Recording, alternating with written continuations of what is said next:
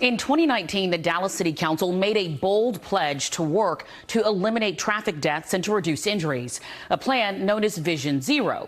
But tonight, an NBC5 investigation finds almost 4 years later, that effort is only getting off the ground. Our senior investigative reporter Scott Friedman asks why as he continues our series, Driven to Death. Well, Vision Zero is a safety strategy used by cities around the world. It assumes people will make mistakes, crashes will happen, but roads can be redesigned to slow speeds and reduce chances that crashes will cause serious injuries and deaths. The Dallas City Council began embracing that approach in 2019, so we wondered why the city has not reconfigured some of its deadliest streets. In a city of big, busy streets, Buckner Boulevard stands out as one of the most deadly. NBC5 Investigates analyzed TxDOT crash records. In less than 5 years, at least 150 people have been seriously injured and 24 killed on Buckner alone. 12 of the dead are pedestrians, like Luis Diosdado Munoz, a popular neighborhood paletero and ice cream vendor in the Pleasant Grove neighborhood. Un paletero en la zona de Pleasant Grove fue atropellado y falleció. A pickup truck hit Munoz as he pushed his ice cream cart, leaving his signature cowboy hat in the road. Muy rápido. Muy rápido. De hecho, estamos viendo cómo están pasando los carros. Munoz's daughter, Elizabeth, says the speeds are very fast. In fact, she says we can see how the cars are passing by. We did see. Perfect example, and that's all day. I mean, that's what happens here all day. You see that all day long. Bobby Peterson has owned a car shop on Buckner for decades. I've seen them doing close to 100 miles an hour sometimes. Yeah, just racing, winding out, and you're like, oh my God. Lane 1, 56. NBC5's Don Peritz, a retired sheriff's deputy, helped us clock more than 100 cars on Buckner near Bruton Road. 9 out of every 10 were traveling above the 40-mile-per-hour limit. 57. We clocked some at speeds you might expect on freeways. 63 right here. Whoa. It's Toyota. Speed is one half of what appears to be a lethal combination on Buckner, mixed with a constant stream of pedestrians crossing the road without using crosswalks. One after another, we watched people cross mid-block.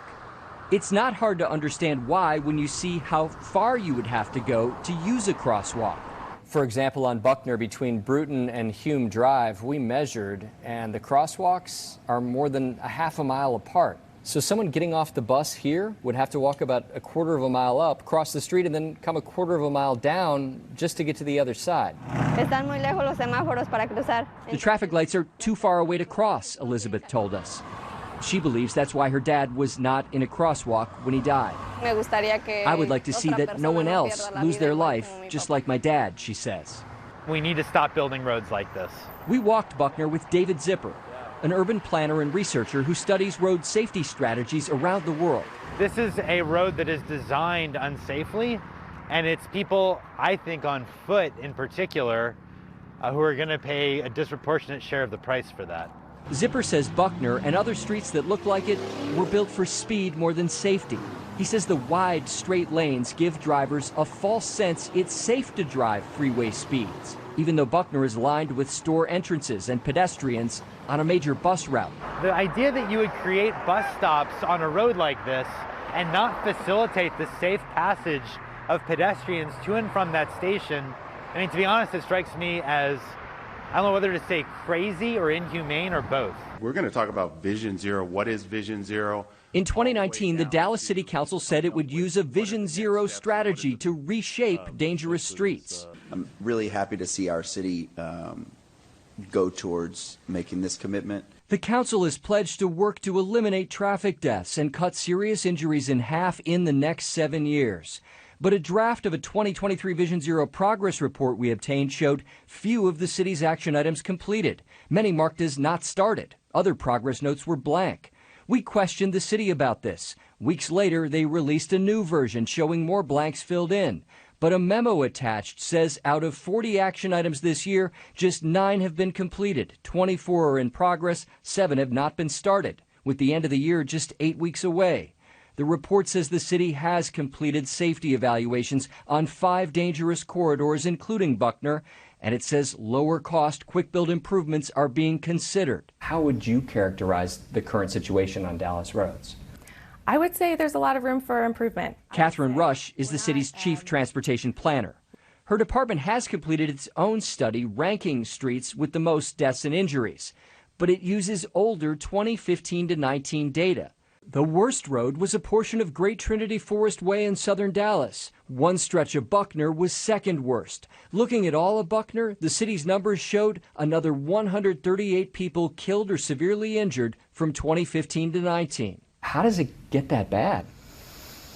I think it's a lot of, to some extent, it's a little bit of a lack of a dedicated effort of somebody dedicated to using data to identify these high injury locations. Rush explained even though the city council okayed Vision Zero in 2019, it took the city almost 3 years to create an action plan. We didn't actually get funding from City Council until October of 2022, and so really we're just now, from a implementation perspective, approaching the 1 year line. 24 months ago, colleagues, 24 months ago, we voted to make Vision Zero start. Last year, council members complained about slow progress. Now staff is asking for another 24 months. Was this a real commitment to change, or was this more of a press release?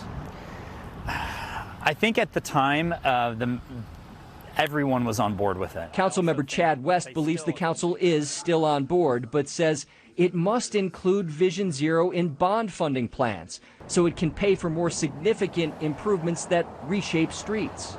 We shout about it in the news media. We talk about it on our social media for our council districts. But then when it comes down to the funding, it's not even recommended, much less voted on. So it's an issue.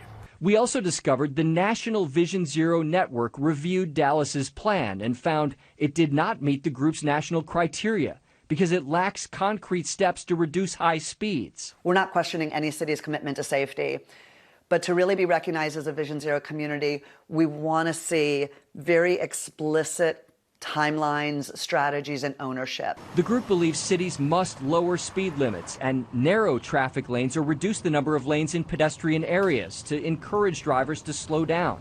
I think we've really seen in the last 10 years or so such a direct link between the width of the travel lanes, the way the street is designed, and how fast people go. Dallas's action plan sets a goal of 10 major Vision Zero projects by 2027, but the plan does not specify what those projects would involve. Other goals in the plan are very small, like installing improved pedestrian crossings at 3 locations a year. Forgive me if I sound underwhelmed, but how many intersections are there in the city? You're talking 3 a year? Yes. So again, we just wanted to start by getting the wheels turning. Rush says the city hopes to accelerate plans after more money is approved. But addressing dangers on Great Trinity Forest and Buckner may take longer because they're part of Loop 12, which is also a state highway. So changes would need TxDOT approval too. We're inviting interactions that are unsafe. David Zipper says many cities struggle to implement Vision Zero as leaders discover it's easier to say you want safer roads than to fix them. A lot of city leaders and public officials find that they're more interested in making announcements about Vision Zero than in actually making the investments that are necessary to actually save lives. So we reached out to TxDOT. The agency told us it welcomes discussion with the city about safety measures, including lower speed limits and installation of crosswalks on Buckner. TxDOT told us the city could ask the state to conduct a speed study to see if the limit could be lowered. The city's traffic department tells us it has reached out now to make that request. Brittany, we will continue to press both sides for answers about how to address the death toll on that street. Well, Scott, what could Dallas streets look like if the city went all in, really went all in on Vision Zero? So we are going to show you on Wednesday night. We will take you to a place sometimes called the Texas of the North, where a city has cut traffic deaths using strategies not seen here. We hope that'll spark more conversation about what Dallas can do to save lives. Scott, thank you.